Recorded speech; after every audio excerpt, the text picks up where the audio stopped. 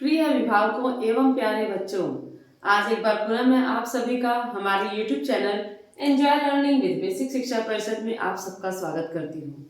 आज हम भिन्न के चौथे भाग में पढ़ेंगे संकेतों द्वारा भिन्न को किस तरीके से दर्शाया जाता है एवं हम उसकी परिभाषा भी निकालेंगे। तो सबसे पहले हमने इससे पहले भाग में पढ़ा था कि अगर एक रोटी है उसको हमने दो बराबर भागों में अगर बांट दिया तो उसके एक भाग को हम कहेंगे आधा। आज हम जानेंगे कि इसे अंकों में हम या गणित की भाषा में हम कैसे लिखते हैं। आधा कुल कितने बराबर भाग हैं? बिल्कुल सही, दो। कुल कितने बराबर भाग हैं? दो। मतलब ये बांटा गया है दो बराबर भागों में। और कितने भाग को रंगा गया है? एक। कितने भाग को रंगा है? एक। एक बार फिर से समझते हैं। ये एक वर्ग है, चार बराबर भागों में हमने बांट दिया। अब यहां पे देखिए, ठीक है, ये देखिए अब कुल कितने बराबर भागों में बांटा गया है? बिल्कुल सही, चार। बांटा गया है चार बराबर भागों में। कितने भागों को रंगा है? दो। तो कितने भागों को रंगा है? दो। अब दो बराबर भागों में बांटा गया, इसे हम पढ़ेंगे बटा।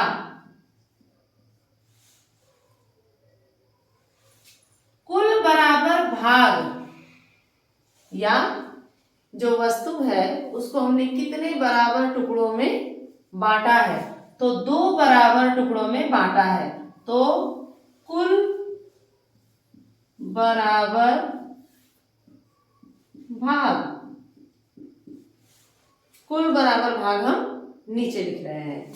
ये जो बांटा गया है बटा, बटा के नीचे हम लिखेंगे कि कुल कितने बराबर भागों में बांटा गया है। ठीक, और ऊपर जो बटा के ऊपर है, बटा के ऊपर की जो संख्या है वो बताता है कि किस भाग के बारे में हमसे बात की जा रही है। अगर रंगे भाग के बारे में बात की जा रही है तो यहाँ पर कितने रेखांकित भाग हैं? एक। तो एक मतलब कि किस भाग के बारे में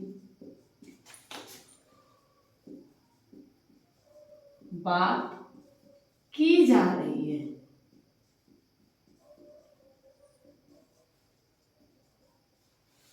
ठीक, ये जो रूप आया है एक बटा दो, एक बटा दो, इसे हम कहते हैं भिन्न। क्या कहते हैं? भिन्न। इंग्लिश में इसी को हम कहते हैं फ्रैक्शन। फ्रैक्शन, ठीक है। तो अब हम कुछ और भी उदाहरण लेते हैं। जो आप आधा और चौथाई और तिहाई बोल रहे थे उनको हम किस प्रकार से हम भिन्न के रूप में लिखते हैं। भिन्न को और अच्छे से समझने के लिए मैंने यहाँ पे कुछ और डायग्राम बनाए हुए हैं। इन चित्रों को देख करके हम जो है भिन्न की अवधारणा को और पुष्ट करेंगे। देखिए, ये क्या है? एक वृत्त, बिल्कुल सही है। अब इस वृत्त में एक और ये भी और ये, ठीक है, कितने भाग में रेखांकित किया गया है? मतलब कितने भाग में रंग भरा गया है? बताइए, कितने भाग में रंग भरा है? तीन, बिल्कुल सही है। सबसे पहले अब ये बताइए कि इसके कुल कितने भाग किए गए हैं? एक, अगर हम यहां से शुरू कर रहे हैं तो एक, दो, तीन, चार, पांच, छह, सात, आठ। कुल कितने भागों में बांटा गया है? आठ। बिल्कुल सही है। कितने भागों में बांटा गया है? 8 बटा 8। कितने भाग रंगे गए हैं? बिल्कुल सही, 3। किस भाग के बारे में बात की जा रही है? तो ये 3 भागों के बारे में बात की जा रही है, तो 3 आएगा ऊपर। ठीक, तो 3 बटा 8। अब मुझे लगता है कि आप लोग समझ में आ ही गया होगा। अब आप लोग जरा फटाफट बताते जाइए। तो कुल कितने भागों में बांटा गया है? यहां से कितने भागों में बांटा गया है? कितने बराबर भाग में है? बिल्कुल सही, 4। कितने भाग में रंगा गया है? 1। अच्छा, अगर इसी में पूछ लिया जाए कि कितने भाग में रंगा नहीं है या कितने भाग सफेद हैं, तो कुल कितने भाग थे? 4। बिल्कुल सही है। कुल कितने भाग थे हमारे? ये 4। कुल कितने भाग हैं? 1 2 3 4। 4 बराबर भाग थे। कितने भाग इसमें सफेद हैं? 1 2 3, तो 3 बटा 4। ओके, ये एक पत्ता बना हुआ है। ठीक, देखने से पता चल रहा है कि पत्ता हमारा ये जो है आधा भाग में रंगा गया है। अब हम आधा आधा को कैसे लिखेंगे? चलिए देखते हैं। कितने कुल भाग हैं? कुल बराबर बटा है 2 भाग में, और कितने भाग में रखा गया है? 1, तो 1 बटा 2। 1 बटा 2। अब ये सामने हमें दिख रहा है शेप को हमने यहां से सही आधा कर लिया। अब इसको ये बताइए कि ये जो हिस्सा है ये कितना है? तो कुल कितने में बांटा गया है? बराबर बराबर 2, और कितना सफेद है? 1, तो ये हिस्सा हो गया 1 बटा 2। इधर आ जाइए, ये एक त्रिभुज है। त्रिभुज में ये रंगीन भाग कितना हुआ? तो पहले कितने भागों में बांटा गया है? बिल्कुल सही, 2 बांटा गया है 2 बराबर भाग में, और रंगीन हिस्सा कितना हो गया? 1 बटा 2। अब इधर आ जाइए, कुल कितने भागों में बांटा गया है? 1 2 3 4। 4। और अब मान लीजिए मैंने इसमें रंगीन कर दिया। रुक जाइए, मैं रंगीन के बारे में नहीं पूछ रही हूं, सवाल पहले समझिए। कितने भाग में रंगा नहीं है? तो कितने भाग नहीं रंगे गए? 1 2 3, तो ये हो गया 3 बटा 4। अब जरा इधर आ जाइए, कितने गेंद हैं? कितने गेंद हैं? 1 2 3 4 5 6। कितने गेंद हैं? 6। बिल्कुल सही। यहां अभी तक आपने जितना भी आकृतियां देखी हैं, इसमें आप एक ही वस्तु को बराबर भागों में बांट रहे हैं। अब यहाँ पे देख लीजिए, यहाँ 6 वस्तुएं हैं, 6 गेंद हैं यहाँ पे, और मैं कहूं कि इसको 2 लोगों में, कितने लोगों में? 2 लोगों में बराबर बराबर बांट दो। तो मान लीजिए यहाँ एक लड़का है और यहाँ पे एक लड़का है। ठीक, अब हमें बराबर बराबर बांटना है, तो 1 ये गया, अब ये दूसरा 1 1 1, इधर से 1 और ये 1। तो ये 6 बॉल थी। 6 बॉल को जब हमने बराबर बराबर बांटा, तो एक के पास कितनी गेंद आई है? कितनी बॉल आई? 3। कितनी गेंद आई है? 3। तो एक के हिस्से में आया है 3, और दूसरे के हिस्से में भी आया है 3। दूसरे के हिस्से में भी आया है 3। तो अगर इस पूरी गेंद को मैं 2 बराबर बराबर भागों में बांटूं, 2 बराबर बराबर भागों में बांटूं, तो कितना आएगा? एक के हिस्से में 3 बटा 6, 3/6 और इसके पास भी आएगा 3/6। ठीक है, 3/6 कुल थी 6, 6 में से 3 इसके पास आ गई, 6 में से 3 इसके पास आ गई।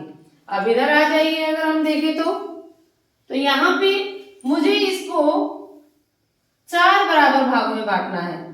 कितने? 4। तो देखते हैं 4 बराबर भागों में बांटने के लिए हम खुद ही करते हैं। जिस तरीके से हमने यहाँ पे किया था ठीक उसी तरीके से हम यहाँ भी कर सकते हैं। जैसे इधर बांटे थे वैसे ही हम बांट लेते हैं। चलिए, तो 4 देना है ना हमें, तो चलिए अगर 1, 2, 3 और 4 लोग हैं हमारे पास, तो एक काम इधर दिया, यहाँ हो गया 1, 2 इसके पास, तीसरा इसके पास, चौथा इसके पास। ठीक, ऐसे अब इसको लिया जाए तो एक आम इसके पास, एक आम इसके पास, एक आम इसके पास और एक आम इसके पास। ठीक, तो एक के हिस्से में कितने आम आए? बिल्कुल सही, 2। तो अगर 8 आम हैं और कह दिया जाए कि 4 बराबर भागों में बांट दो, कितने बराबर भागों में? 4 बराबर भागों में हमको बांटना है। तो हमने यहाँ 1, 2, 3, 4 बराबर भागों में जब बांटा तो एक के हिस्से कितना आम आया? 2। बिल्कुल सही। तो इसका मतलब हो गया कि अगर हम इसे 4 बराबर भागों में बांटेंगे तो एक के हिस्से में आएगा 2/8। 2/8। तो ये हर एक हिस्सा हो गया 2/8, ये भी हो गया 2/8, ये भी है 2/8 और ये भी है 2/8। मतलब 8 आम को अगर हम बराबर भागों में बांटे तो एक के भाग में आएगा 2/8। अब इससे हमने क्या देखा कि ये जरूरी नहीं है कि एक वस्तु को ही बराबर भागों में बांटने के बाद हम उसको जो है भिन्न के रूप में दर्शाते हैं। ठीक, हम किसी समूह को, ये गेंद का समूह था, 6 गेंदों का समूह था, यहाँ 8 आम का एक समूह था। यहाँ हमने अकेली वस्तुओं को बराबर भागों में बांटा, लेकिन यहाँ पे हमने पूरे समूह को बराबर भागों में बांट दिया। तो भिन्न में हम समूह को भी बराबर भागों में बांट करके दर्शा सकते हैं। ठीक है, तो अकेली वस्तु को भी बराबर टुकड़ों में बांट करके भिन्न को समझा सकते हैं और पूरे के पूरे समूह को भी बराबर भागों में बांट करके समझा सकते हैं। और अब इसी से हम निकालते हैं भिन्न की परिभाषा। किसी वस्तु या समूह को बराबर बांटने के बाद, अब हमने क्या किया था? पहले आयत को, वर्ग को, मतलब वो सभी एक वस्तु ही थी, चाहे पत्ती हो चाहे सेब हो, किसी भी वस्तु का हमने बराबर भागों में उसको बांटा था। या नीचे हमने देखा था समूह को भी हमने बराबर भागों में बांटा था। तो उसी से परिभाषा भी निकलती है, किसी वस्तु या समूह को बराबर बांटने के बाद एक या एक से अधिक भाग को, हमने किया ही था, एक भाग को भी रंगा था, 2 भाग को भी रंगा था, कई भागों को भी रंगा था।